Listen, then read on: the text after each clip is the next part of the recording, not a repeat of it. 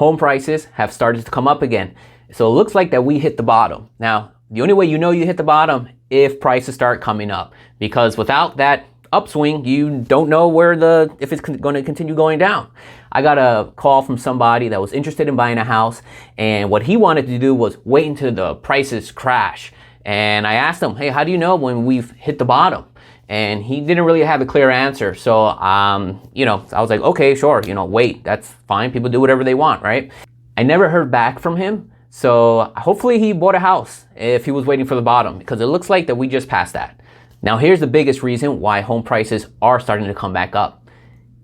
In this graph, it shows that inventory is way down. Look how high it was, and now it is way down. Less people want to sell their home. I do know this, that interest rates have been teetering 6.4, plus or minus, and it doesn't seem like that's going to be changing.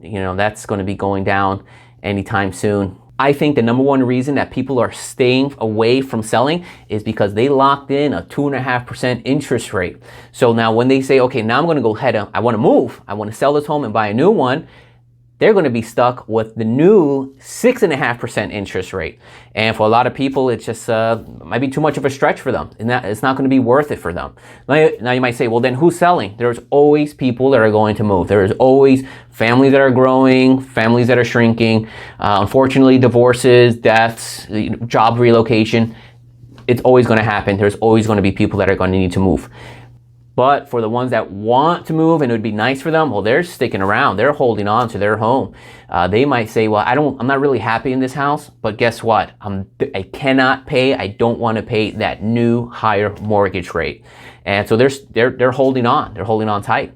That's what's keeping the prices where the level that they're at and even going up. I have clients that I'm working with that we get multiple offer scenarios above asking price scenarios. So the prices are holding strong where they're at. So it's still about like last year, January's price. So it's kind of gone, it has gone down, it is coming up, and we're at like January 2022 price right now on average. So, but we're not, pre-pandemic level, and I don't think we're ever going to reach there. There's not enough inventory. Less builders are building, right? This is another graph that shows that we're just not there yet with the new inventory. There's still a housing shortage. Now, this is for my area in the Inland Empire. So if you're looking to buy in an Inland Empire, this is what we're talking about. If you want to say, well, what's it like in my neighborhood, in my area, I want to buy, go ahead, reach out. I'll show you where it is for you in your particular scenario. Now, here's a good tip I could give someone who's looking to still buy in this market. Say, hey, I need to sell to buy, or I need to buy my first home, whatever it is. Definitely get fully approved for your loan. Not pre-approved, fully approved. What's the difference? One, on a pre-approval, one person checked out your paperwork. On a full approval, it's gone through the entire lending process, except for finding that house. Lender reviewed it, processor reviewed it, underwriter reviewed it. They checked everything out. Now you're fully approved for a loan. What does that mean? That means you can close faster than the person who's pre-approved. Now, what does that mean? If let's say you're selling a house and you get two offers, $600,000 close in 15 days, $600,000 close in 30 days. Which one are you going to take? Of course, you're going to say, oh, I want my money now. Now, you might say, well, I don't want to move in 30 days. Well, you can get your money and stay for like a week or two. You can negotiate that. But what's going to be the number one reason you take the longer loan period? Well, it's probably if they pay you more, right? They say, well, I'll pay you more. Well, how much? 10, 20, 30,000? It's up to you. You're the seller in this scenario. So it's going to cost that buyer who's pre-approved $20,000, $30,000 more than someone who's fully approved. Now, what's the difference for you? It's just paperwork. There's no extra cost. You're doing all the front end before you go shopping for a house.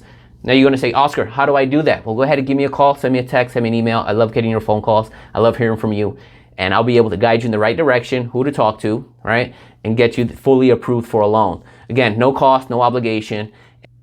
I hope you like this information. Feel free to give me a call if you have any more questions about it. I know every scenario is a little bit different. I know your scenario is a little bit different, and you want to say, hey, Oscar, what do you think?